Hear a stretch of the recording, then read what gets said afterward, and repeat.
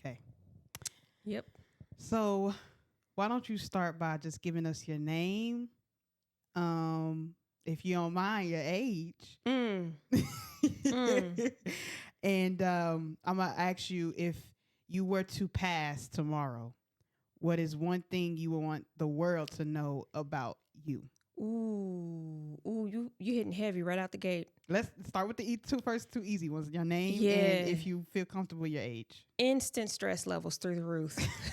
Like as if it's about to happen, and this is important Mm-hmm. because it is. But of course, I am April, and I am 40 years, 5 months, Oh wow. and 27 days Period. today. Yeah. Yeah, don't even ask me. Don't even ask me how I know that. I did not go searching that. Okay. Yeah, you did. I didn't go searching that today. It's interesting. It's Yeah. interesting. It just popped up to me today. I was in a portal and had to put in some information, and when I did that, it told me that I was 40 years, 5 months, and 27 days. I didn't want to know that, but I know. But you do. And now you it's never gonna leave you. You're gonna Right. continue to keep count. Exactly. So tell us one thing you want the world to know about you if you were to pass today. Ooh. This is heavy. Man, I wasn't expecting you to say that. If one thing. Yeah, one thing. One thing. Of course, there's many things, but what is the one thing that you want people to always, when they think about April Stratton, Yeah. what do you want them, the one thing to think about? Yeah, because I'm many things. Mm-hmm. That is for sure.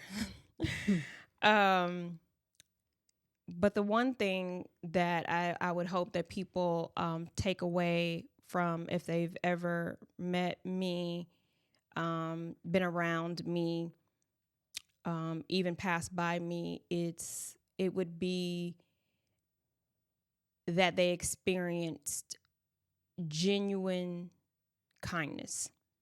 That whatever encounters they had with me, that it was so pure and authentic. And that whatever it is we may have talked about, laughed about, cried about, sang about, because don't get me to singing. I don't think you want them to remember that. Whatever it is, God missed the mark on that one. But anyways, it would be that. It would be that. I mean, I'm not trying to sound corny or anything like that, but I think that would be, if I only had one thing that they can take away from, it would be that. And then I would have to leave them with, if they did feel that, right, that they experienced genuine kindness, that it touched them in a way to where it's something that they would remember, then I would also want them to know it's Jesus. It's Jesus. Amen. It's Jesus. You, because if you encountered me, it ain't no telling what you would have gotten. But Right. if you encountered me and that level of kindness that I hope that I was able to give and to share with a person, that that was the God in me that they experienced. So yeah. Well said. Okay. Yep. All right, let's just dive right in. Yeah. I didn't really know how to broach the subject, but you're a mother. I am. There's different types of motherhood. So why don't you explain your particular type of motherhood? Yeah, my brand of motherhood. My brand of motherhood is pure winging it. Okay? Like pure gliding on a prayer, you know? That is motherhood to me. I feel like motherhood is one of those things that is so individualized. Right. Right. I have come to learn, and I mean, I ain't trying to, hit people deep. I wasn't always this way. I didn't always see it this way. I didn't always know it this way.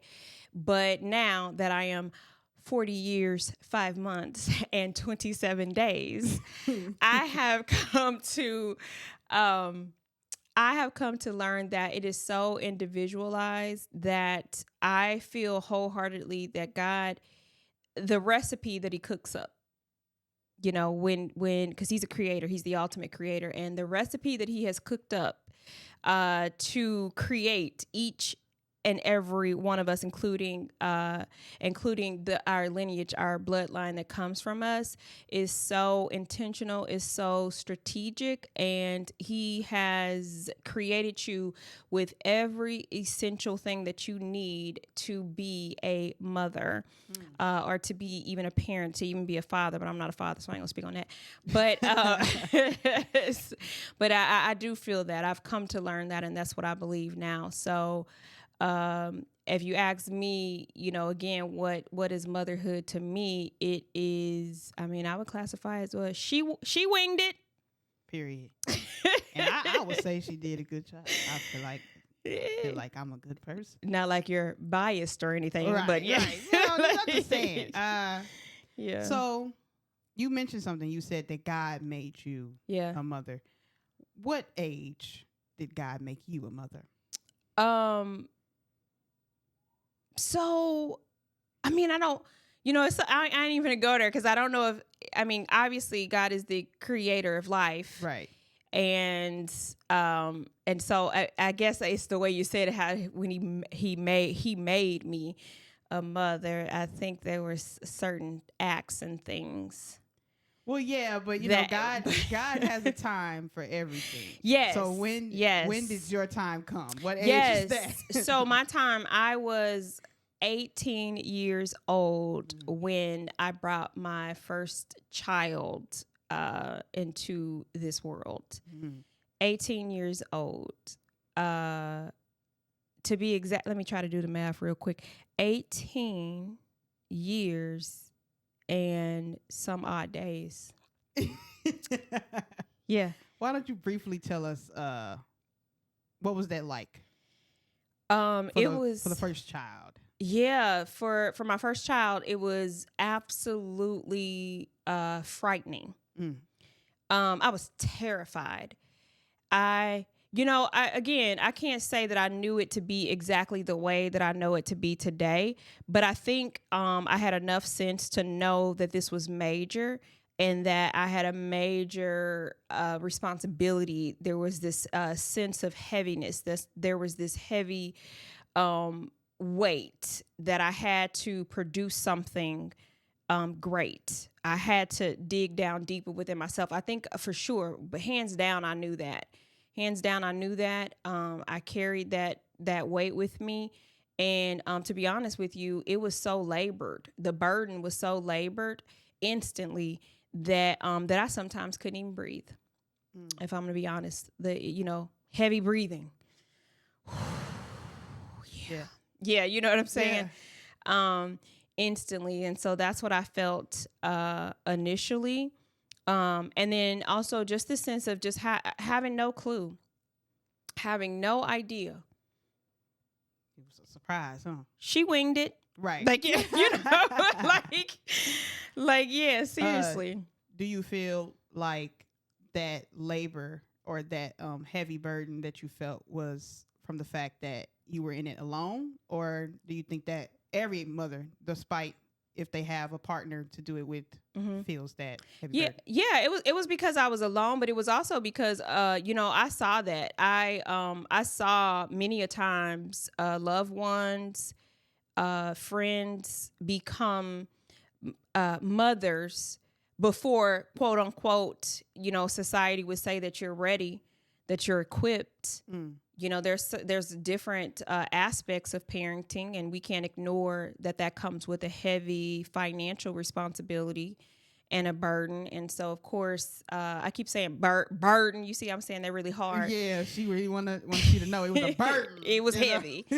And so it came with this, financial responsibility. I mean, I didn't know much, but I knew that was there. And, I forgot the question, if I'm gonna be honest with you. I don't know where my mind. Yeah. What was the question again? It was, do you feel like that burden or that heavy labor, the heavy load that you felt with your first child stemmed from the fact that you were a single mom? Oh yeah. Or No. So I was saying I saw a lot of people. I saw a lot of people become mothers. You know, when they were just by themselves, or they were in financial trouble, or even not so much in financial trouble. I just saw how much of a responsibility it was to other people. It just looked really hard. Yeah.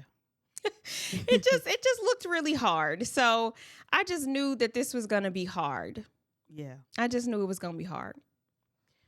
So then, with that being said, dun dun dun. Yes. The second child comes. Ooh, yes. So let me say this. I know the story that I'm going to tell today. And the second child comes, but let me say this to end out the first. The first was an education. Yeah.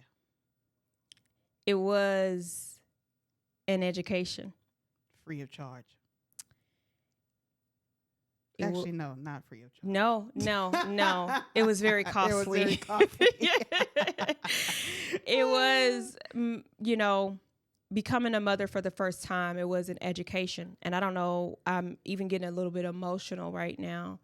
But I just didn't want to move on to tell the story I need to tell today without saying that I received an education. I did. And the emotions that I'm feeling, they're multifaceted because there are all types of emotions, good, bad, and ridiculous. So, but yeah, I received, what an education I received. Being a first-time mother. But yes, dun, dun, dun. I then became a mother to a second child. At what age was that? Listen, can I say something? After the first one, I don't even think you really count with the second one, but I believe I was age 21. 21. A year that many celebrate as true freedom. Yeah. But you celebrated with another child. Yeah, with another child. So I was 21 when I had my second child. And definitely it didn't come with the same level of fear. I can tell you that much. I didn't have the same level of fear and not the same weight of heaviness that I felt, but definitely, honestly, I just was like, let's do this. I was. It's game time. I was like, okay, here we go. Yeah. Here we go. Okay. Briefly, or give as much information as you want. First, what was the gender of this child? The name, and if you want to discuss the day I just said his gender. He was born. Yeah. Him downstairs. Yeah, him downstairs. Yeah. If you wanted to briefly give us just his name, some things you want to know, surface level stuff, because we're gonna get into his story. But yeah, let me just go. Honestly, yeah. I'm just gonna get into it because you say his name, so let's talk about that. Yeah.